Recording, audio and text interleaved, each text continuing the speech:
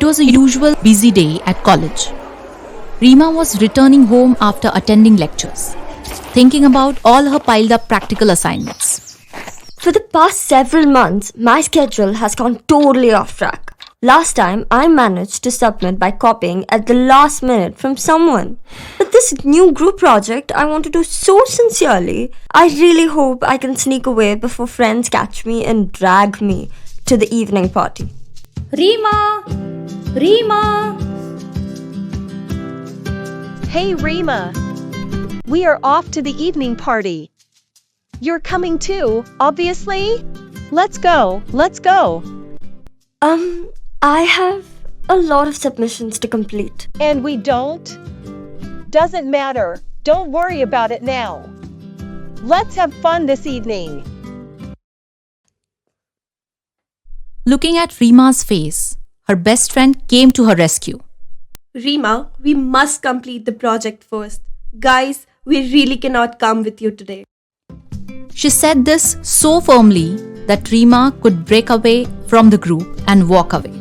She didn't look back even once. After several hours of hard work, the project is completed.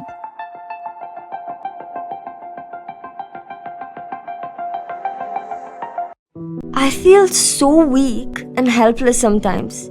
How I wish I had someone like you with me in every difficult situation. Someone to give me the strength to stick to my goals and priorities. The strength to avoid unnecessary distraction. My dear friend, you already have that power, that strength within you. Oh no, I don't possess that strong willpower. So very often I make resolutions to cultivate good habits, to kick off certain bad habits, to study with concentration. But all too soon my mind rebels and all my good resolutions and plans go down the drain. Very true. Controlling the mind is a universal problem. As if this was not enough, every aspect of our life is now overrun by digital technology. It's the biggest distraction for our minds.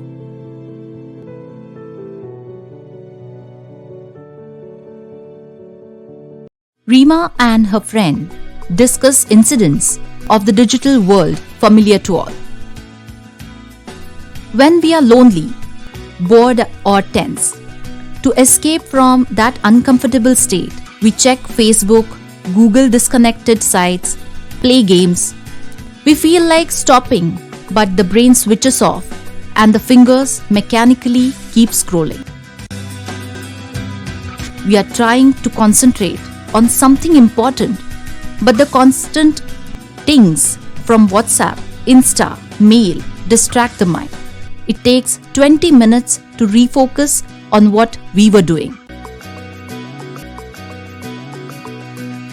Family sitting at the table for supper, all looking at their cell phones.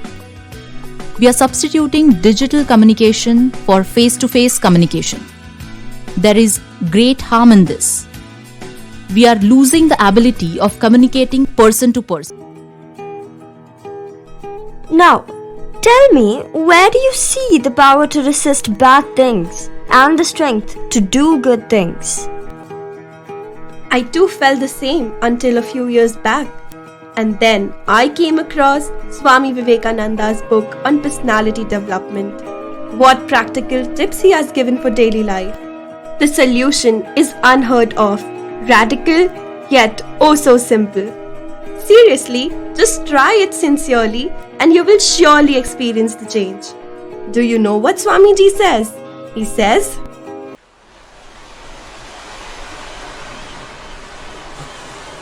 the ideal of faith in ourselves is of the greatest help to us.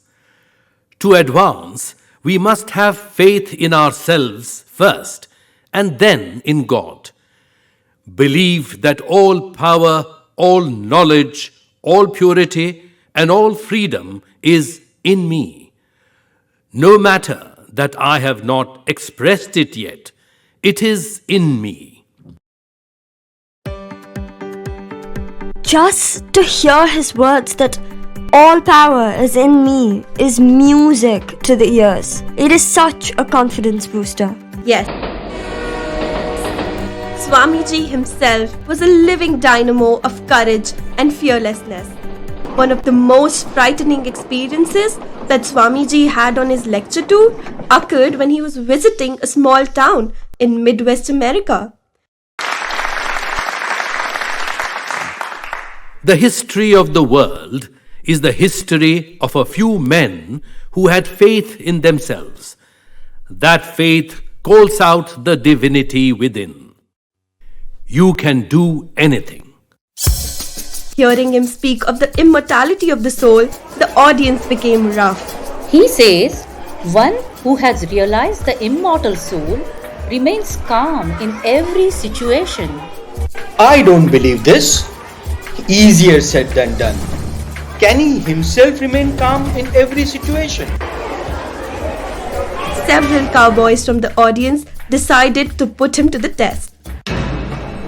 They escorted him to a wooden tub which they had placed bottom up to serve as a platform in the public square of their town. Swamiji commenced his lecture and soon became absorbed in it. Suddenly, there was a deafening noise of firing and shots whizzed past his ears. Run! Run for your life, man! Swamiji went on with his lecture to the end as though nothing had happened. You fail only when you do not strive sufficiently to manifest infinite power. The cowboys saw the truth behind Swamiji's words. Impressed by Swamiji's courage, they crowded round him. I now see the truth behind his words. Oh my God! If Swamiji had shown the faintest sign of being alarmed, it would have cost him his life. What strength! How must he have developed it? True. How to develop this strength? How to express the latent power in us? That is the question. Swamiji beautifully explains this. He says, Why can't I express this infinite strength, infinite power which is within me?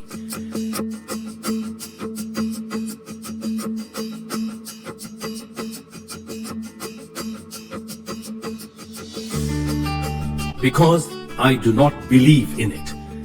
Let me believe it, and it must and will come out.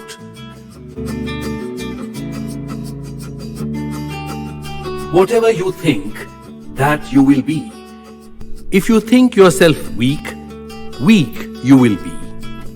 If you think yourself strong, strong you will be. listen to this inspiring incident from his life. Welcome, Swamiji.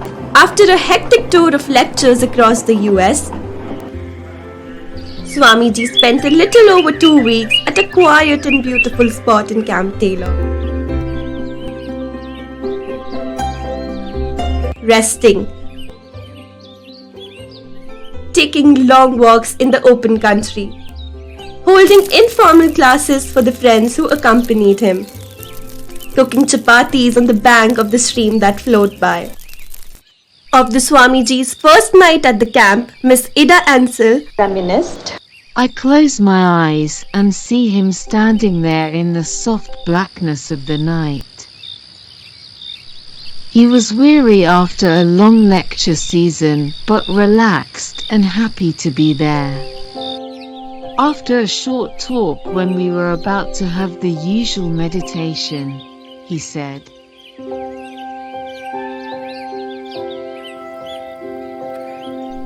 You may meditate on whatever you like, but I shall meditate on the heart of a lion that gives immense strength. Immense strength. Immense strength.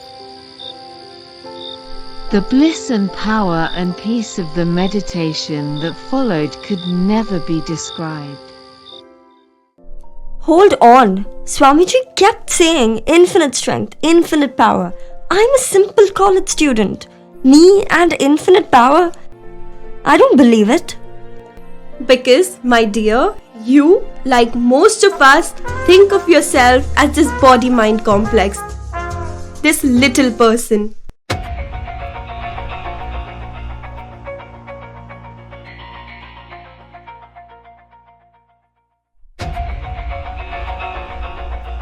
Did you ever think that your deeper reality is the infinite divine soul within? The more you feel this, the more will the inner power manifest itself.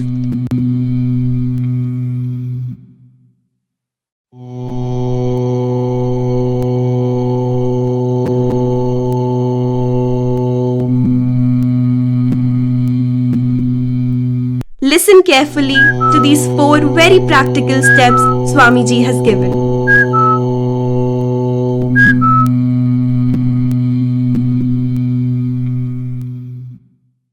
First, say to your own minds, I am the pure, perfect, divine soul. Infinite divine power is within me. Let it ring day and night in your minds like a song. By doing the duty which is nearest to us, the duty which is in our hands now, we make ourselves stronger and thus improve our strength step by step. Remember, all outgoing energy following in vain activities is frittered away. It will not cause power to return to you.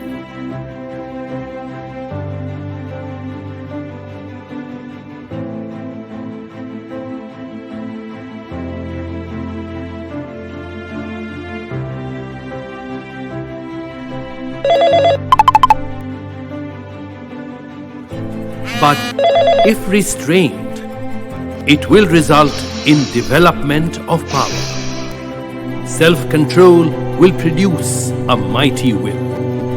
Oh really? So every time I resist doing a bad thing, even it be something very small, I add to my own willpower? And with this increased willpower, I can resist more tempting distractions. How encouraging! Every little action will add up.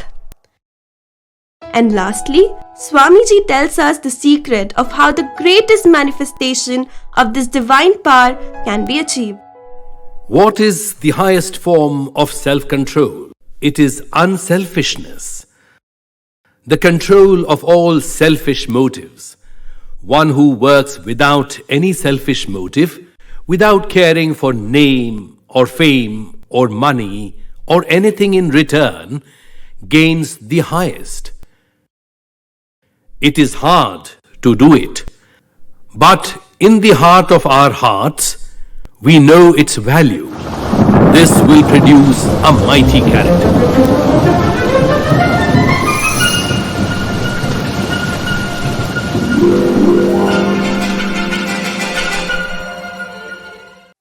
I think I understand it.